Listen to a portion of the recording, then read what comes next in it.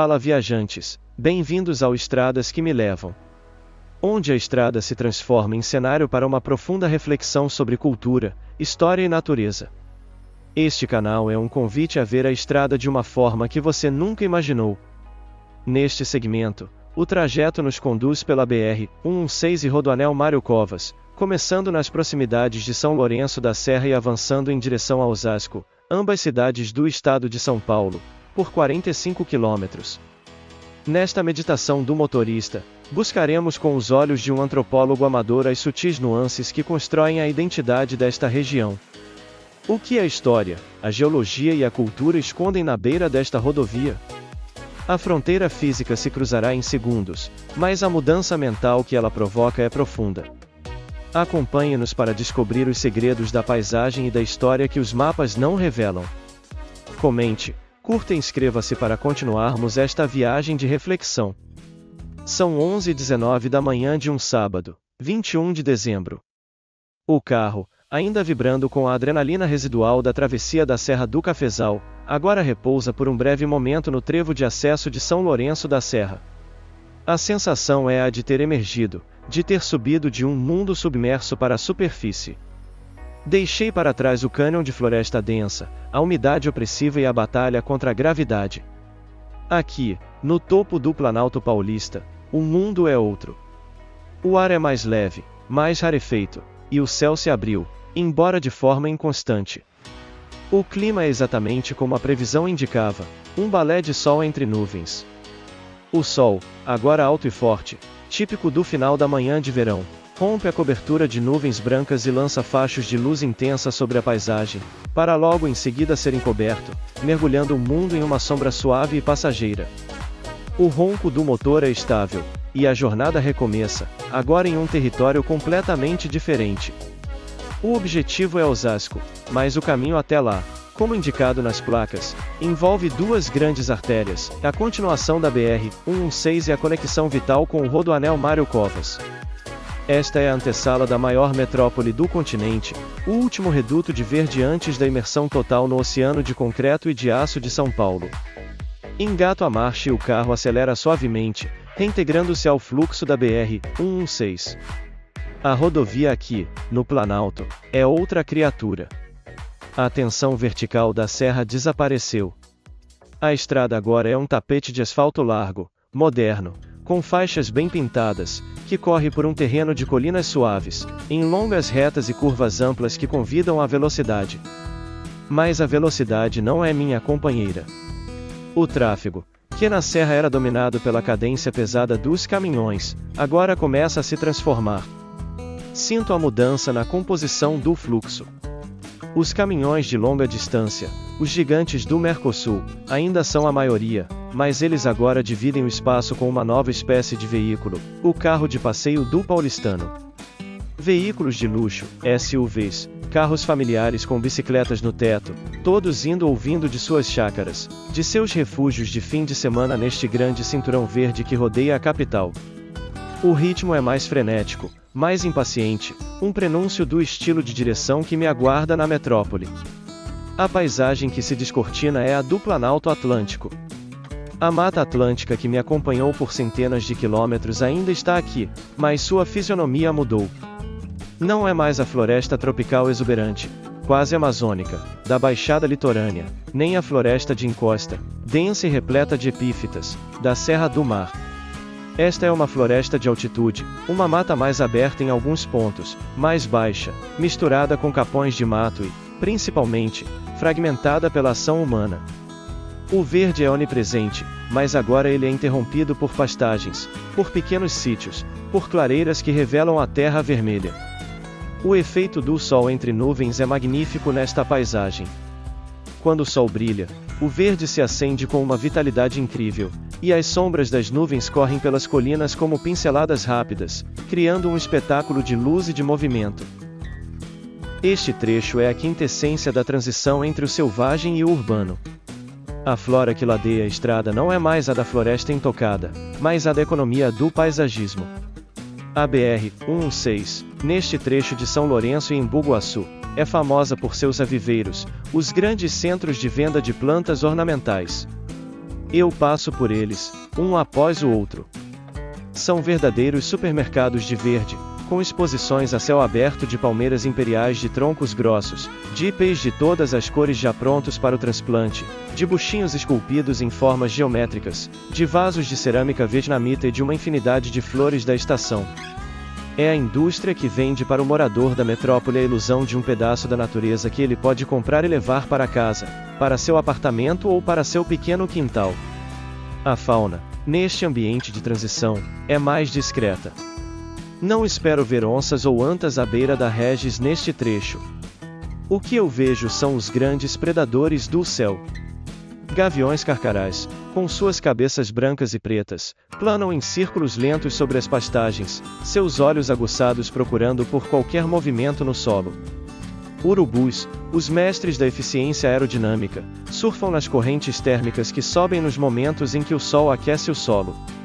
Nas áreas de mata mais fechada que ladeiam a estrada, eu sei que vivem bandos de macacos prego e de saguis, mas eles são ariscos demais para se mostrarem ao tráfego ruidoso. Esta viagem, embora curta, é também uma viagem pela história. Esta rota, hoje coberta pelo asfalto liso da BR-116, é a rota ancestral dos tropeiros. Antes da engenharia moderna, este era o caminho das tropas, a trilha árdua que ligava Viamão, no Rio Grande do Sul, a Sorocaba, em São Paulo, por onde mulas e gado eram tangidos para abastecer as regiões das Minas. Juquitiba e São Lourenço da Serra, os dois pontos desta curta viagem, não nasceram como cidades industriais ou colônias agrícolas planejadas. Elas nasceram como apousos, pontos de parada, de descanso para os tropeiros e seus animais após a subida exaustiva da serra. Imagino o que era fazer esta viagem no século XVIII. Um percurso que hoje eu faço em menos de 20 minutos, sob a proteção do aço e do ar-condicionado, levava dias de marcha lenta, em meio à lama, aos perigos da floresta e às doenças. A estrada moderna apagou os vestígios físicos desta história, mas a geografia que ditou a rota original é a mesma. As curvas que a BR-116 hoje faz suavemente são ecos das curvas que os tropeiros faziam para desviar de um pântano ou encontrar uma passagem mais fácil em um morro. Dirigir aqui é, de certa forma, flutuar sobre os fantasmas de centenas de milhares de mulas e de homens que forjaram este caminho com os próprios cascos e pés. A transformação da paisagem econômica é a narrativa mais evidente desta viagem. A Serra do Cafezal, que acabei de cruzar, era o domínio dos caminhoneiros, e as paradas de beira de estrada refletiam isso, pátios gigantescos, borracharias, comida robusta. Aqui, no Planalto, a poucos quilômetros da metrópole, o cenário das paradas muda completamente, refletindo a nova vocação da região, o lazer e os serviços para o paulistano. Os postos de caminhoneiros ainda existem, mas eles agora dividem o espaço com um novo tipo de estabelecimento. Começam a surgir os apesqueiros ou a pesca e pague, anunciados em placas coloridas que prometem peixes gigantes e tranquilidade para a família. E, o mais notável, são as paradas gastronômicas de fim de semana. A Regis, neste trecho, é famosa pelos restaurantes de frango assado com polenta frita, uma iguaria de estrada que é quase um ritual para quem sobe ou desce a serra. As placas anunciam ao melhor frango da Regis, polenta crocante, parada obrigatória. Não há lojas de chocolate famosas como as de Gramado, nem cafés coloniais com a fartura de Santa Catarina. A gastronomia de beira de estrada aqui é mais direta, mais rústica, mas igualmente tradicional. É a comida de passagem, rápida, saborosa e calórica, o combustível para a etapa final da viagem de volta para casa. E então, o último fragmento de verde desaparece. A transição não é mais sutil. É uma ruptura. Eu cruzo uma fronteira invisível e entro na mancha urbana de Embu das Artes e Itapecerica da Serra. A BR-116 deixa de ser uma rodovia e se torna uma avenida metropolitana. E, como se a própria natureza reagisse a esta mudança, o clima se altera bruscamente. O a-sol entre nuvens é substituído por um anublado a total. As nuvens, que antes eram brancas e esparsas, agora se juntam, se adensam e escurecem. O céu, em questão de minutos, se fecha por completo, adquirindo um tom de cinza pesado, quase um chumbo. A luz do dia diminui, e uma penumbra artificial, em plena manhã, toma conta do mundo. O ar abafado parece ficar ainda mais pesado, carregado de uma eletricidade que se pode quase tocar. E a chuva leve começa. A princípio, são gotas grandes espaçadas, que explodem no para-brisa em um som de estalo. Logo, elas se tornam mais frequentes, um chuvisco constante, a garoa paulistana em sua versão de verão, que apenas suja o vidro e torna o asfalto, já manchado de óleo, perigosamente escorregadio. Ligo os limpadores de para-brisa em velocidade intermitente, e o balanço monótono da borracha no vidro se torna a trilha sonora desta nova fase da viagem. A paisagem agora é de uma urbanidade absoluta e caótica. A BR-116, aqui, é uma avenida elevada. Dos viadutos, a visão que se tem é a da realidade metropolitana de São Paulo. A cidade não cresceu para os lados, ela escalou. Os morros, que antes eram barreiras geográficas, agora estão completamente cobertos por um mar de casas sem reboco, de telhas de amianto e de um emaranhado caótico de fios elétricos. As comunidades, as favelas, se agarram às encostas em um desafio à gravidade e ao planejamento urbano. É uma paisagem de uma complexidade social e de uma resiliência humana que comove e assusta. Milhões de pessoas vivendo em espaços conquistados na marrã, e a rodovia é a fronteira que separa e, ao mesmo tempo, serve a este universo. O tráfego, sob a chuva leve, se torna ainda mais lento e tenso. O congestionamento, que era intermitente, agora se torna sólido. A viagem se transforma em um para-anda doloroso. Avanço 10 metros, paro. 20 metros, paro. O pedal da embreagem se torna um inimigo. A impaciência dos motoristas se manifesta em buzinas curtas e em trocas de faixa arriscadas. Motociclistas, em um enxame ensurdecedor, costuram pelos corredores estreitos entre os carros, seus motores de baixa cilindrada gritando em protesto. Ônibus urbanos, grandes e pesados, entram e saem das faixas sem cerimônia, disputando espaço com as carretas que ainda tentam manter sua velocidade de cruzeiro. As paradas de beira de estrada refletem esta nova realidade. Os viveiros de plantas e os pesqueiros desapareceram por completo. O que domina a paisagem comercial são os postos de gasolina. Mas não são postos comuns. São megapostos, fortalezas de concreto com dezenas de bombas de combustível, lojas de conveniência que são verdadeiros supermercados, e restaurantes de fast food de todas as grandes redes. E, escondidos por muros altos e fachadas temáticas, os motéis. A entrada da metrópole é o território dos motéis, com sua arquitetura kit, suas suítes com nomes exóticos e suas luzes neon que, mesmo de dia, tentam vender uma promessa de privacidade e de fantasia em meio ao caos. O tráfego se arrasta, e eu finalmente chego ao ponto nevrálgico, o grande nó górdio da logística paulista, o trevo de Taboão da Serra, o ponto de encontro da BR-116 com o rodoanel Mário Covas. Esta é a minha rota. Esta é uma das maiores e mais movimentadas encruzilhadas rodoviárias do planeta. A escala da engenharia é de ficção científica. Viadutos se entrelaçam em múltiplos níveis, alças de acesso se curvam e se cruzam em um balé de concreto que desafia a compreensão. Placas de sinalização gigantescas, suspensas sobre a pista, tentam orientar o motorista em um labirinto de opções, para a própria BR-116 que se tornará a Marginal Pinheiros, para o Rodoanel Sul, para o Rodoanel Leste, e a que eu procuro, Rodoanel Oeste, sentido Castelo Branco. O congestionamento aqui é total. O tráfego das 6 faixas da Regis tenta se afunilar nas 2 faixas da alça de acesso ao rodoanel, enquanto caminhões tentam cruzar da direita para a esquerda e carros tentam fazer o movimento oposto. É o caos absoluto. E é neste exato momento, neste ponto de estresse máximo, que o céu decide desabar.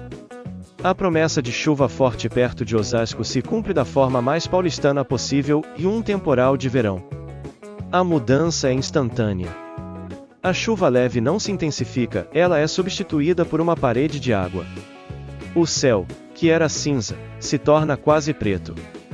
A luz do dia desaparece. O som do chuvisco no teto do carro é substituído por um rugido, um barulho ensurdecedor de milhares de pequenas pedras batendo na lataria. São gotas de chuva tão grandes e tão violentas que parecem granizo. Ligo os limpadores de para-brisa na velocidade máxima, e eles são inúteis.